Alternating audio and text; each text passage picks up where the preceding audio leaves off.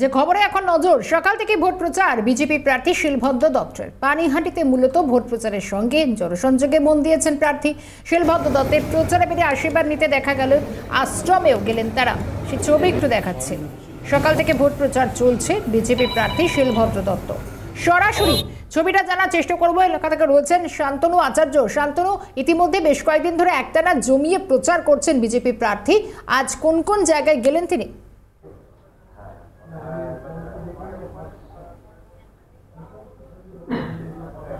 দেখো, গত কয়েকদিন ধরে রোদের যেভাবে দাবদাহ ছিল, হয়তো গতকাল বৃষ্টি হওয়ার পর রোদ্দুর দাবদাহটা একটু কমেছে, কিন্তু সকালবেলা বেরিয়ে পড়েছে, সকাল 7টার সময় বেরিয়ে পড়েছে শিলভদ্র দত্ত, দমদমের বিজেপির প্রার্থী।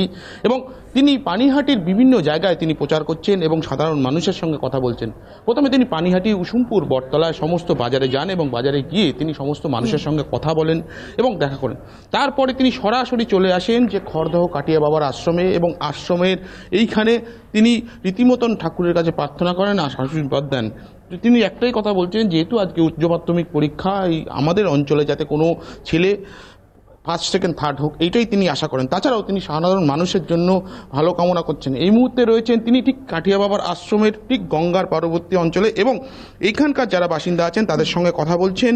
বলতে গেলে তিনি সবার সঙ্গে, প্রত্যেক মানুষের সঙ্গে মিশছেন। আমি একটু সরাসরি কথা বলবো শিলভদ্র দত্তবাবুর সঙ্গে। সকালবেলার থেকে বেরিয়ে পড়েছেন, একদম আজকে অনেক সকাল সকাল বেরিয়েছেন, কি জন্য?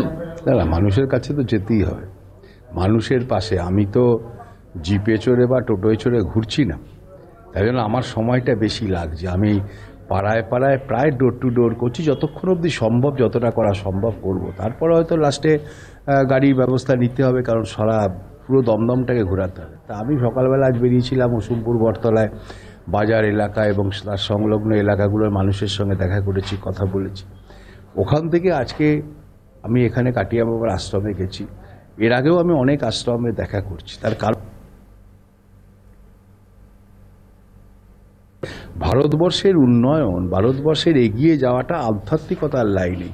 তাই দেখবেন ভারতবর্ষের বৈজ্ঞানিক যে একটা সময় ছিল, আপনি শল্য চিকিৎসার সুশ্রুতের নাম বলবেন, সুশ্রুত সন্ন্যাসী ছিলেন।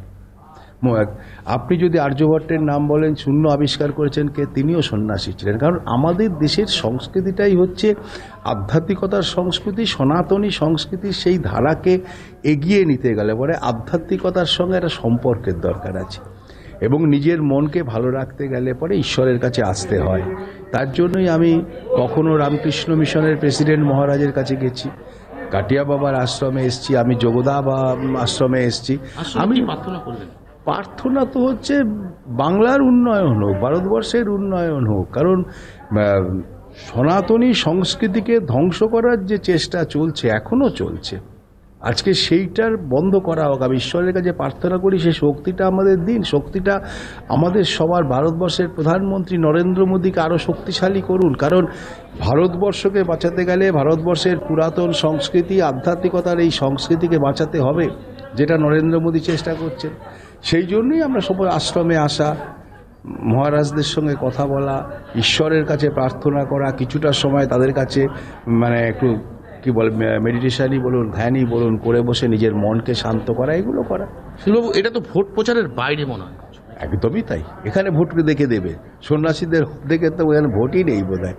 এখানে ভোট নয়, এখানে ঈশ্বরের কাছে আসে। ঈশ্বর তো ভোট দেন না, ঈশ্বর মানসিক শক্তি যোগান, ঈশ্বর সঠিক পথে চলার একটা গাইডলাইন দিতে পারেন।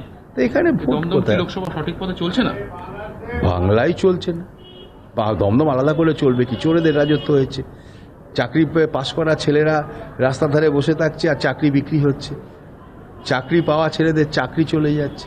সেখানে কী করে হবে? সেই জায়গাটা দাঁড়িয়ে বাংলাকে সঠিক পথে চালাতে হবে, এবং তার জন্যই ঈশ্বরের কাছে প্রার্থনা, সেই শক্তিটা দেওয়ার জন্য। একদমই শর্মিষ্ঠা, দেখো সকাল থেকে ভোট প্রচারে তিনি বেরিয়ে পড়েছেন এবং সমস্ত জায়গায়। শান্তনু, আপাতভাবে তোমার ধন্যবাদ জানাই। সঙ্গে ছিলেন সরাসরি শান্তনু আচার্য।